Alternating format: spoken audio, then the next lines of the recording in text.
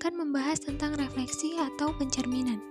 Yang kita bahas di sini adalah pengertian refleksi, sifat-sifat refleksi, jenis-jenis refleksi, serta contoh soal dan pembahasannya. Sebelum masuk ke materi tersebut, sebaiknya kita perhatikan dua ilustrasi berikut ini. Nah, pada ilustrasi pertama, terdapat sebuah bola yang diletakkan di hadapan cermin dengan jarak 30 cm. Bagaimana hasil refleksi bola terhadap cermin? Kemudian bagaimana jarak bayangan bola terhadap cermin? Seperti yang kita lihat pada gambar, bayangan dari bola terhadap cermin adalah bola itu sendiri. Jika kita misalkan bola adalah titik A dan bayangan bola adalah titik A aksen, maka jarak titik A ke cermin sama dengan jarak cermin ke titik A aksen. Kemudian, jika kita hubungkan titik A dan titik A aksen, maka garis A aksen akan tegak lurus dengan cermin dan menghasilkan titik yang sama dengan jarak yang sama. Nah, kemudian untuk ilustrasi yang kedua, Rina berdiri di depan cermin dengan jarak 50 cm dan tinggi Rina adalah 160 cm. Bagaimana hasil refleksi Rina terhadap cermin? Bagaimana jarak bayangan Rina terhadap cermin? Jika kita lihat pada gambar, cermin hasil bayangan Rina berupa sosok Rina itu sendiri dengan tingginya yang sama dan jarak bayangan Rina terhadap cermin sama dengan jarak Rina terhadap cermin, yaitu 50 cm. Kemudian kita misalkan tinggi Rina itu adalah garis H. Maka refleksi garis H itu adalah garis H aksen. Kemudian jika ujung-ujung garis H dan garis H aksen dihubungkan, maka akan menghasilkan garis yang sejajar. Jadi dari ilustrasi 1 dan ilustrasi 2, kita dapat menyimpulkan bahwa refleksi itu adalah suatu transformasi yang memetakan setiap titik pada bidang yang dicerminkan terhadap garis pencerminan. Refleksi biasanya disimbolkan dengan MA, dengan A merupakan sumbu cermin. Nah, dari dua ilustrasi tersebut juga dapat disimpulkan bahwa terdapat 3 sifat-sifat refleksi. Yang pertama, jarak titik asal ke cermin sama dengan jarak cermin ke titik bayangannya. Yang kedua, garis yang menghubungkan titik asal dengan titik bayangan tegak lurus terhadap cermin. Kemudian sifat yang ketiga, garis-garis yang terbentuk antara titik-titik asal dengan titik-titik bayangan akan saling sejajar. Nah, selanjutnya kita akan membahas mengenai jenis-jenis refleksi. Nah, di sini yang pertama ada refleksi terhadap sumbu X, kemudian ada refleksi terhadap sumbu Y, refleksi terhadap garis Y sama dengan X, dan refleksi terhadap garis Y sama dengan min X. Nah, untuk membantu kita memahami jenis-jenis refleksi, kita dapat menggunakan software GeoGebra. Langsung saja kita masuk ke jenis refleksi yang pertama, yaitu refleksi terhadap sumbu X. Yang pertama, kita ambil satu titik sembarang, misalnya di titik A 2,4, kemudian akan kita refleksikan terhadap sumbu X. Caranya, kita ke tools, kemudian kita pilih transformasi, refleksi objek pada garis,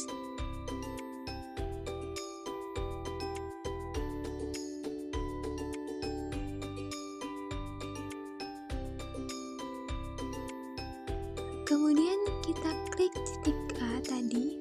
Nah, karena akan kita refleksikan terhadap sumbu X, maka kita klik sumbu X-nya. Di sini akan diperoleh hasil refleksi dari titik A terhadap sumbu X adalah titik A aksen di 2,4.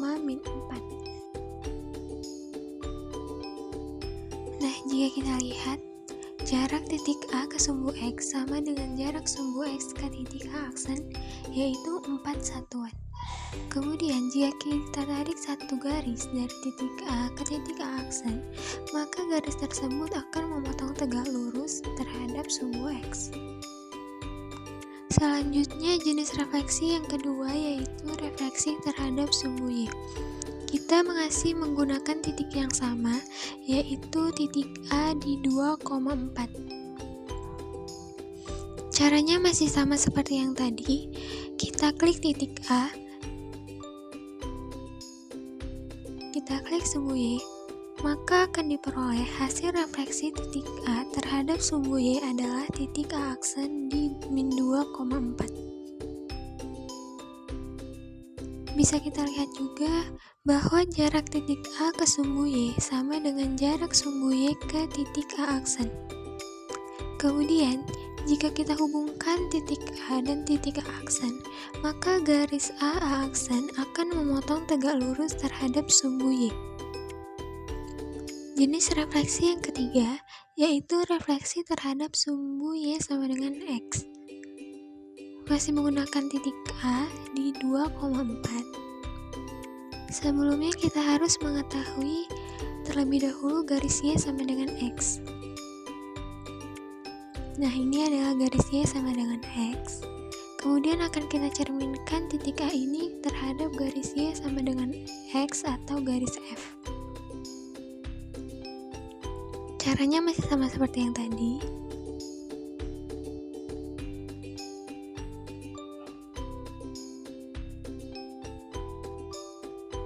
Kita klik titik A. Kemudian kita klik garis Y sama dengan X atau garis F, maka hasil refleksi A terhadap garis Y sama dengan X adalah titik A aksen yaitu di 4,2. Nah, untuk jenis refleksi yang terakhir adalah refleksi terhadap garis Y sama dengan min X. Kita masih menggunakan titik A di 2,4. Sama seperti yang tadi, kita juga harus sudah mengetahui nih, yang mana garis Y sama dengan min X. Nah, ini adalah garis Y sama dengan min X. Kemudian, kita akan mencerminkan titik A terhadap garis Y sama dengan min X atau garis G.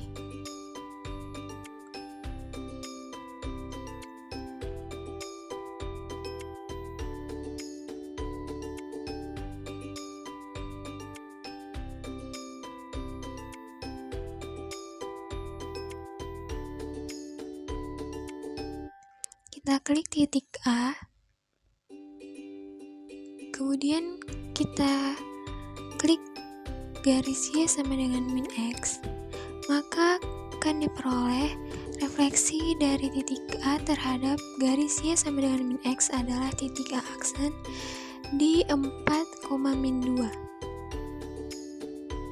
Kemudian akan kita buktikan bahwa jika kita tarik sebuah garis dari titik A ke titik A aksen, maka garis tersebut akan memotong tegak lurus terhadap garis Y sama dengan X. Nah, di sini terbukti bahwa garis yang menghubungkan titik A aksen dan A memotong tegak lurus terhadap garis Y sama dengan min X.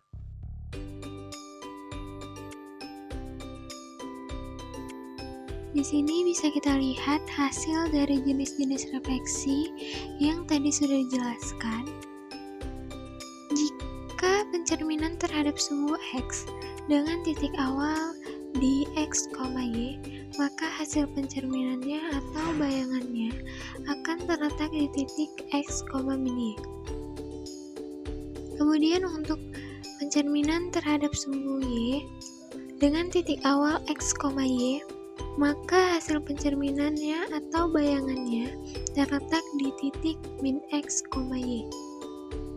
Selanjutnya, pencerminan terhadap garis Y sama dengan X. Jika titik awalnya di X, Y, maka hasil pencerminannya atau bayangannya yaitu Y sama dengan X. Selanjutnya yang terakhir, pencerminan terhadap garis Y sama dengan min X. Jika titik awalnya di X, Y, maka Hasil pencerminannya atau bayangannya terletak di titik min Y, min X. Selanjutnya, refleksi pada bangun datar. Gimana sih cara merefleksikan bangun datar? Caranya sama saja dengan pencerminan pada titik. Kita tinggal mencerminkan semua titik sudut dari bangun datar yang akan kita cerminkan. Sebagai contoh, tentukan hasil pencerminan layang-layang A, B, C, D terhadap sumbu Y. Nah, kita ingat lagi, jika ada titik X, Y dicerminkan terhadap sumbu Y, maka hasil pencerminannya atau bayangannya terletak di min X, Y. Sehingga titik A 2,4, maka hasil bayangannya di min 2,4. Selanjutnya untuk titik B, titik C, dan titik D. Nah, teman-teman juga bisa melihat pada ilustrasi di sebelahnya.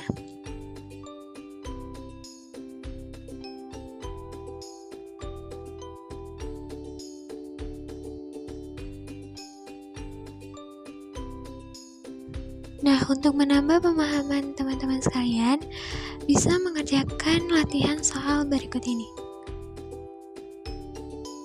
Terima kasih buat teman-teman yang udah nonton video ini. Jangan lupa like, comment, dan subscribe.